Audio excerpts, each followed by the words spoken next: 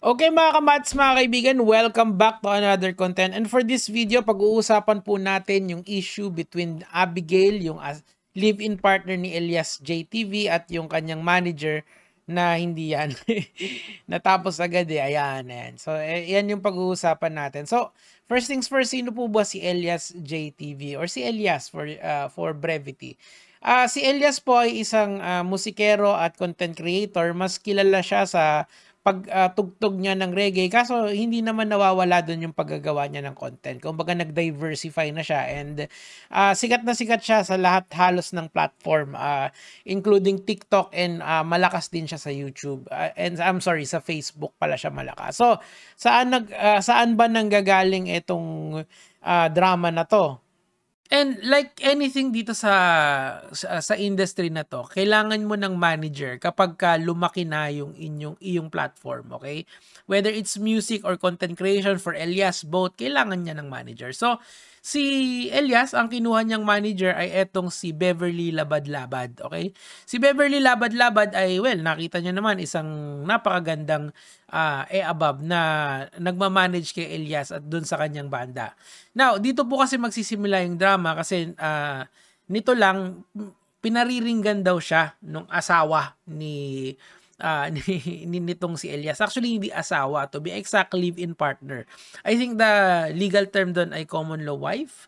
So, tingnan natin yung mga text na yon na pinagpaparinigan daw sila, and finally doon kasi pumutok yung drama and ang dami ng sinabi ng mga netizens. Tingnan natin. So eto po yung mga screenshots nung between Elias, yung manager ni Elias, and versus si Beverly.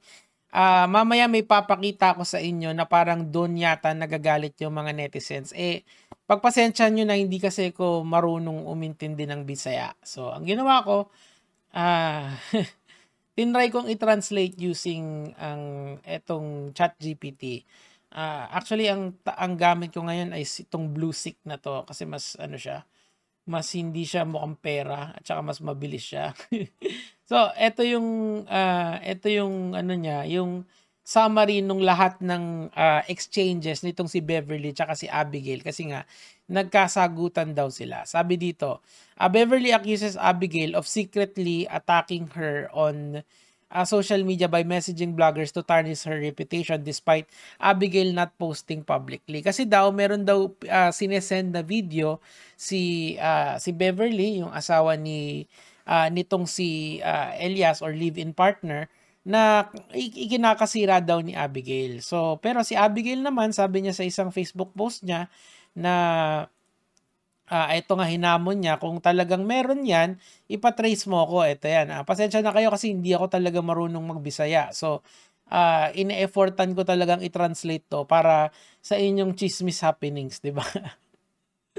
So, balik tayo dun sa sa ating sinasama ating pinag-uusapan. Ito, Abigail is blamed for spreading Beverly's old photos and bullying her through Beverly claims she ignored the issue until her patience ran out. So, ito, ang context nito, sabi daw, syempre, nung bata-bata pa si Beverly, hindi naman daw ganun siya kaganda. Siguro nagpaayos na, or at least hindi ko naman alam kung nagparetoke yan. But ang point dito kasi, pagka pumepera na ang tao, yung aesthetics na yung inaano doon, yung inaasikaso noon. So syempre yung iba, kung totoo to, hindi yun kaaya-aya kasi parang hindi na pwedeng magbago yung tao kung gano'n, 'di ba? So ito, Beverly mentions a confrontation in Cebu where she is forced Elias to possibly, hindi alam ni DeepSeek yung nito, yung yung context nito, to choose between work and Abigail with Elias speaking work. So, meron din daw issue na sinabi ni Elias na, Beverly, pinapili daw si Elias between work and work or yung family. Ang context nito, in my opinion, pwedeng mali ako mga lods kasi sobrang Bisaya kasi siya, hindi ko maintindihan talaga. So, meron kasing isang insidente na merong birthday yata or may occasion sa family yung side nila Abigail. Tapos ang pinuntahan ni Elias ay yung graduation nitong si Beverly. I think mas maganda pakita ko na lang sa inyo yung picture. Hindi lang pala picture to, ito ay isang video. So, according to the rumor mill or sa claim nung kinakasama nitong si Elias, ang pinuntahan daw ni Elias ay yung graduation ng manager. Ayan, oh. Ayan, 'di ba? So, ayan yung manager, tapos sabay kamay-kamay, tapos ayan na, sinabitan ng bulaklak. Okay? Si may tunog ba to? Siyempre, Elias being a very popular content creator and a musician, talagang pag-uusapan yan na kung bakit siya nandun. So, ito yung isa sa mga naging issue nitong itong drama na to. Tuloy natin. Ayan. Okay, nag-selfie pa talaga sila. Bakit naman kinakamayan nyo hindi naman yan gumraduate? Labo no? Ganun talaga. I mean, what's the point in siya yung siya yung eto, tingnan natin dito sa side na to. Sometimes it will discourage and it will humble us. Yan. Hindi ko kasi gets din bakit siya yung kailangan magsabit ng wreath. Eto kasi, kung ako din yung partner, medyo magtataka din ako. Iffy para sa akin, in my opinion, na hindi naman yan about sa work, about yan sa personal life ng manager. Yeah, sabay silang umakyat, pero being professional, this is something personal na I don't think dapat yung si Elias yung sumasabit yan. Pero hindi natin alam Baka kasi may mga kasi tandaan niyo mga lods, ang bawat relationship may mga nuances yan. We can only speculate from dito sa malayo. Pero meron pa rin nuances yan na hindi natin alam. Baka kasi malaki yung utang ng loob ni Elias doon sa manager since malalaki yung deals na nakukuha niya. Pwedeng ganun. Hindi natin alam. And this is one way of thanking her. Okay? So, tuloy natin yung storya galing dito. Okay? So, she wants Abigail to stop interfering or they will clash further. So, winarningan ni Beverly si Abigail. Pero si Abigail kasi palaban din. Siyempre, siya yung hindi naman legal wife, pero siya yung partner, live-in partner na kinakasama nitong si Elias, okay? Ito, Beverly asserts she has no time for jealousy or drama, emphasizing her focus on work and distancing herself from other emotional issues. Again, ito yung hindi ko maintindihan kasi kung talagang purely professional lang, bakit isasama mo naman si Elias doon sa graduation mo?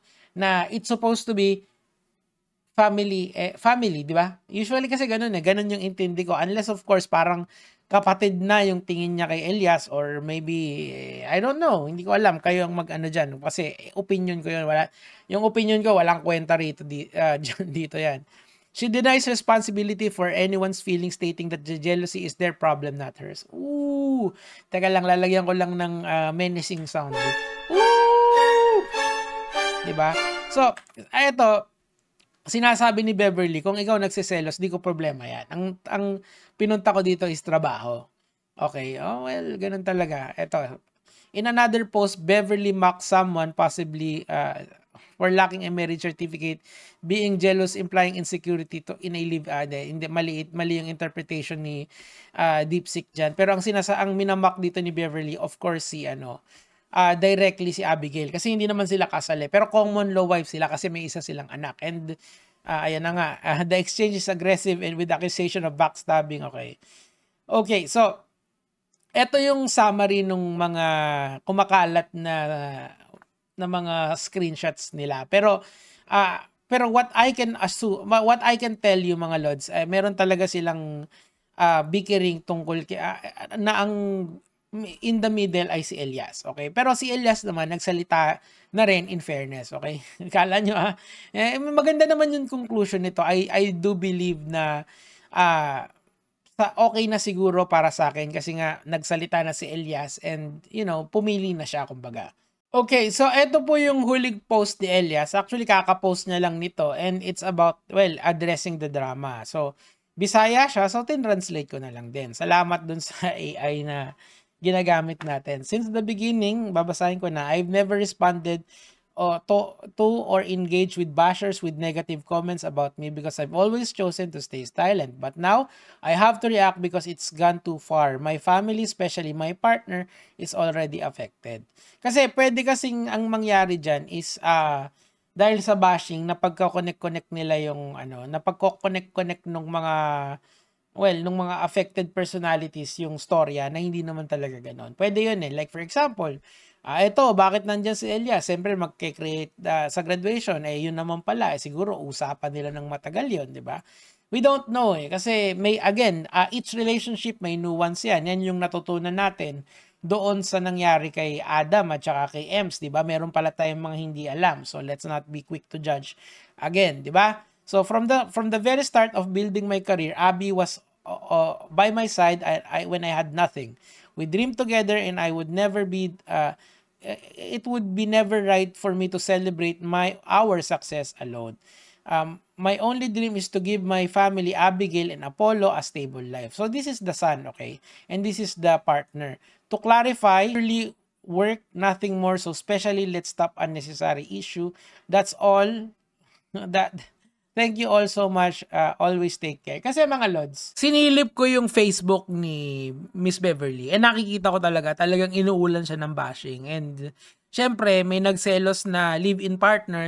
Lahat ng tao kakampi dun sa live-in partner. May anak pa. So, madaling mag-sympathize dun sa kabilang panig. Kasi tandaan natin, dalawa kasi yung panig ng storya. May kabila, may kanan, tapos merong totoo. Kung ano yung nangyayari sa kanilang tatlo, sila lang yung nakakaalam doon. Pero as far as I can tell, I believe Elias. Si Elias kasi sinabi na work relationship lang, then it's work. That's it. Ngayon, bakit siya nandun sa graduation? Malamang tumatanaw yun ng utang na loob kasi hindi naman sila magsasucceed ng todo kung walang manager na mangungulit ng talent fee, di ba? Doon sa mga gigs nila, it's just part of it. Siguro, that is one way of recognizing her efforts as manager. Pwede yun, di ba? Parang pamilya na lang din yung touring and nothing romantic. Kasi, tandaan nyo, merong different kinds of love na merong platonic, may romantic, may agape, di ba? Ang daming klase ng ganyan eh. Baka kasi ganun lang yung love ni Elias doon sa manager. It's purely platonic. Pero yung romantic love, doon yung sa asawa. Pwede, doon sa live-in partner. Kasi sinabi naman niya na kung wala yung si Abigail, hindi kami magsasucceed dito. 'Di ba? Pwede ganun eh. Kasi doon yung pamilya niya eh. End of the day, pag nalaos na siya, yung babae na yun pa rin yung nasa likod niya. 'Di ba? Sabi nga sa kasabihan, for every successful man, there is a woman behind him shouting, "Ano ka ba? Umas ka nga!" Joke lang mga lods. Anyway, mga kamads, mga kaibigan, I hope this ends the drama. Sana na-satisfy yung chismis level nyo and naintindihan nyo yung dalawang side of the story. If we learn anything dito, let's try to be neutral. And let's try to understand both sides of the party. And siguro mas magandang isa-psych ko dito yung live and let live. Okay? Yan lang naman po yung sa akin for today. Gege, mga lods.